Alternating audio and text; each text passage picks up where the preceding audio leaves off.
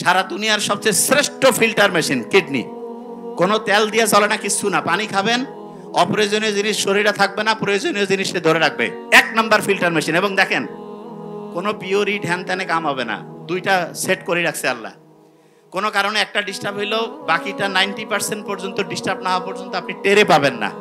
তার মানে আল্লাহ সব ডাবল, যেখানে যেটা দরকার 2টা দিছে, একটা দিলেই হইতো, কিন্তু রিজার্ভ করে দিয়েছে যাতে করে আল্লাহ শুকরিয়া আদায় করতে পারি আমরা। ফুসফুস আল্লাহ 2টা দিছে কেন?